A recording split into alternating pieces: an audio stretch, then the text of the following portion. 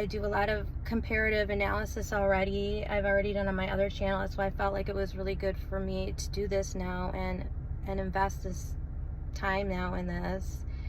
And as you can see, there's a bunch of stuff now out, if you do any searches with Steiner and Carl Jung, trying to make this connection. Carl Jung is like, when we look at even psychology, we look at Freud on the right, which is Ahrimanic, and Jung on the left, which is mystical, and Luciferic. In the center you had Reich, like the closest I guess we could have for Christ consciousness within that realm. So no, Jung was raping and torturing his patients while his wife and child was in the next room. And he was a walk-in. So many of these people are given these positions or walk-ins because of nepotism and their bloodlines and the people they're related to. And we can look all over our culture, the way Epstein, how he just walked into an Ivy League school and was able to pray off of that. People opened the doors for this guy who had no authority or qualifications, and they get places in our culture. Another one I was just looking up actually yesterday, Steven Seagal. I mean, you can just look up his Wikipedia, see what his background is, but he's somebody who walked in and was able to create a whole career on lies and saying horrible things and abusing people and doing terrible things, and nobody stopped him or challenged him. And if you look at who gave him his first movie, they're all connected. You want to talk about a cult? Epstein and Polanski and all them, they've all been given these places. So I don't think that Steiner and Reich should be those people. They've worked very hard, and their work is true healing work and has changed my life. And so I plan on honoring them and giving them the honor they deserve, and then, you know, trying to check myself when I can. But I use the word of God to check myself, not tarot cards and crystals and herbs and things like that. And so that's what the difference is going to be. There's also a lot on the sacred geometry where they're trying to take Christ, like they take a picture of Christ, they put a bunch of symbols on it, like a shape. Look at, there's a triangle, there's a dodecahedron, it's so magical, and then add the numbers, and look, Christ doesn't need any of that. That's all for man show. That's all Ahriman. And I'm seeing that they're doing it with Steiner. Probably because of Steiner's work with geometry. That's just really, really changed my life, working with Steiner's geometry, Waldorf stuff, which you can see on my other channel.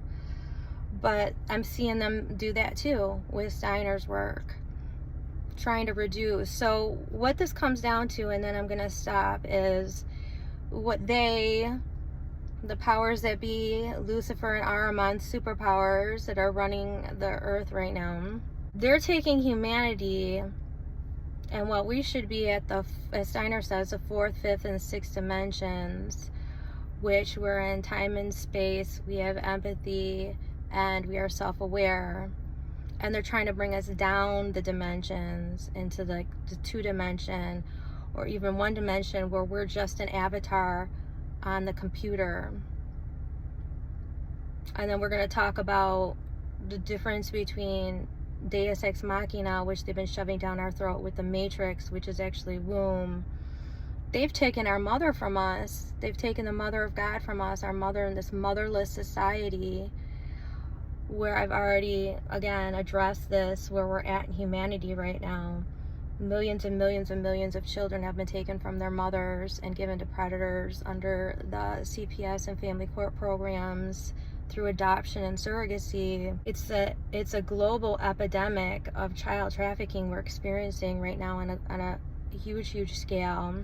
Technology is there with all this stories, right? Deus Ex Machina, God comes out of the machine, the computer. No, Deus Ex Mater, God comes out of the mother, the human, the woman, not the man, by the way.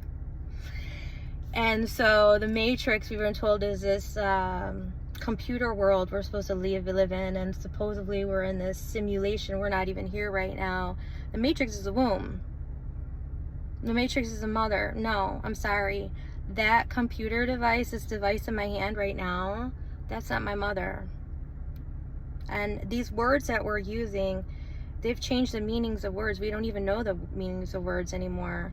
And that's why we have to be very firm with say what we mean and mean what we say.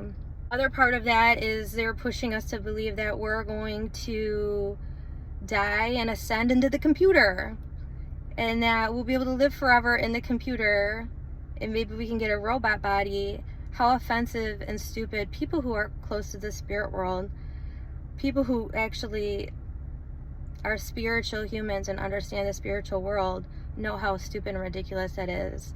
And people who are into psychology, like I am with body mind psychology, what they're going to do is they're going to upload your neurosis, your sickness, your disease, your narcissism, your ego. That's what humans have to offer. That's what's left over when the spirit's gone. They're not going to be able to harness your spirit and push your spirit or your soul into the computer. I mean, they're basically just blocking the soul everywhere in the eighth sphere that Steiners talks about, so that we can't see the exit, which is Christ.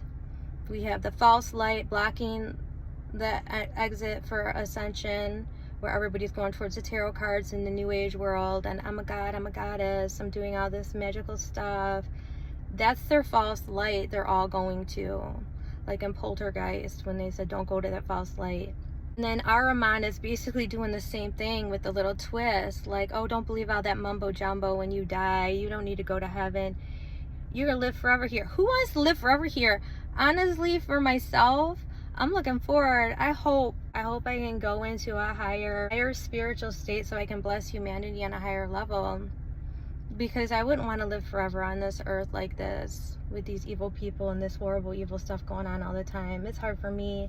I gotta pray all day looking at these animals suffering, babies suffering, circumcision, child, mother, all this stuff, little boys, the whole thing.